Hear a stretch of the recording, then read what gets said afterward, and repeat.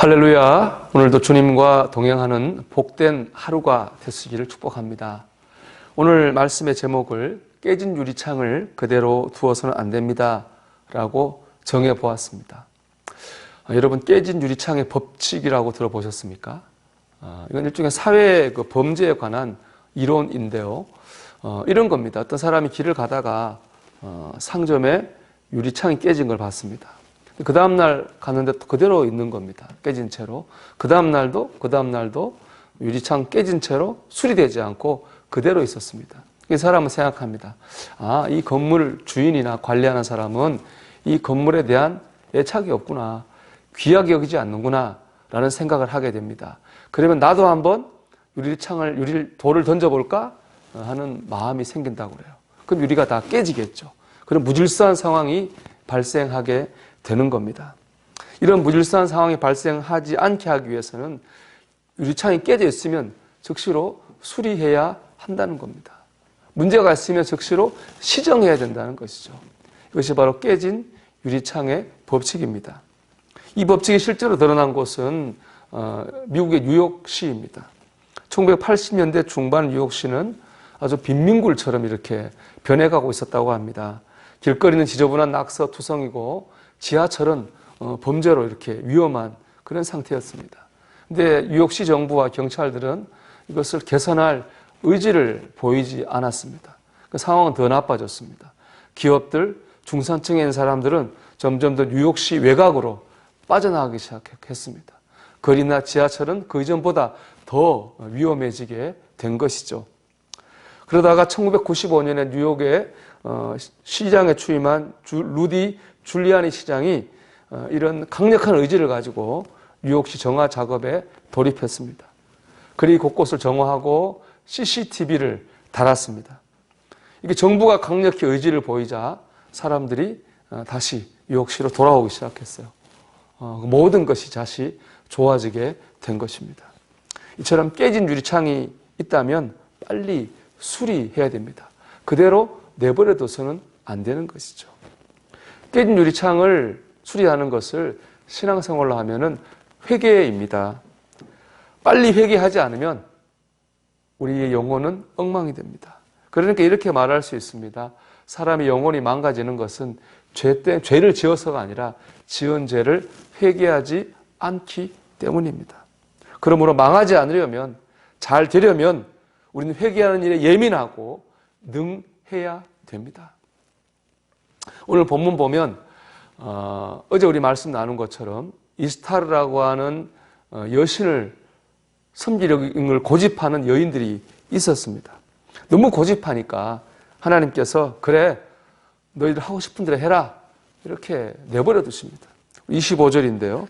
하늘의 여왕에게 분향하고 전제를 드리리라 하였은즉 너희 서원을 성취하며 너희 서원을 이행하라 하시느니라. 그러니까 우상을 그렇게 섬기고 싶으면 마음껏 섬겨봐라 이렇게 말씀하신 거죠.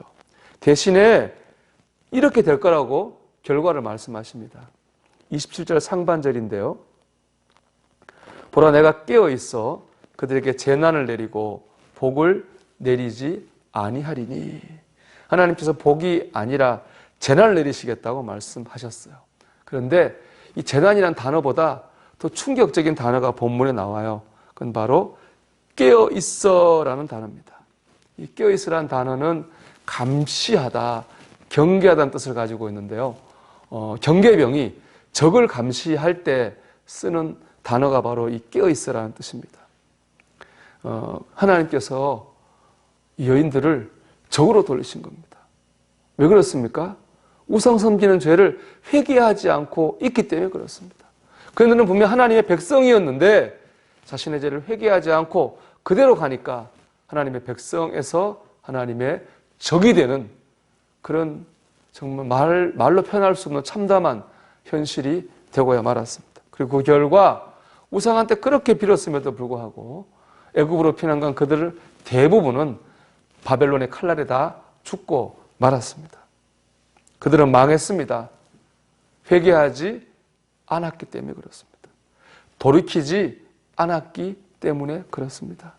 영혼에 깨진 유리창을 수리하지 않고 그대로 두었기 때문입니다. 사랑하는 여러분, 삶에서 중요한 것은 속도보다 방향이라고 하죠. 우리가 뭘 빨리 하는 것도 중요하지만 중요한 것은 더 중요한 건 바르게 하는 거다 이렇게 말합니다. 그렇습니다. 여러분, 아무리 바빠도 잠깐 삶을 멈추고 우리 이 시간 한번 우리 자신을 돌아보기 원합니다. 혹시 내 영혼 속에 깨진 부분 있다면 즉시로 우리 수리해야 되겠습니다. 회개하고 돌이켜야 되겠습니다. 그럴 때 우리는 망하지 않을 것입니다. 하나님의 은혜로 풍성한 삶을 회복하게 될 줄로 믿습니다. 어느 교회에서 이제 박스를 만들어 놓고 이렇게 제목을 붙였어요. 하나님이 싫어하시는 것이라는 제목을 붙여놓고 사람들에게 말했습니다. 여러분이 가진 것들 중에서 이 박스의 제목처럼 하나님이 싫어하시는 것이라고 생각된다면 가지고 와서 여기 넣으십시오. 물건이 아닌 습관이나 마음이 있다면 종이에 써가지고 넣으십시오. 그렇게 했더니 그 박스가 금방 가득 차게 됐습니다. 고급 양주, 음란한 영상, 좋지 않은 책들 이런 것으로 가득 차게 채워졌어요. 그걸 다 불태우면서 사람들이 모여서 회개하며 하나님 앞에 기도를 드렸습니다. 이 행사를 통해서 많은 교인들이 은혜를 받았다고 해요. 또 새로운 삶을 살 수 있는 그런 계기가 되었다고도 합니다. 여러분, 여러분의 삶에 하나님이 싫어하시는 것 같은 것은 무엇이 있습니까? 그것을 제거하십시오. 영혼에 깨진 유리창을 수리하셔야 됩니다. 왜냐하면 죄가 있어 망하는 게 아니라 회개하지 않아서 망하는 것이기 때문에 그렇습니다. 오늘도 진실한 회개를 하는 가운데에 하나님의 은혜 가운데 살아가는 저와 여러분이 되시기를 주의 이름으로 축원합니다. 기도합니다. 우리에게 진실한 회개의 영을 주옵소서. 우리 같이 기도드리겠습니다.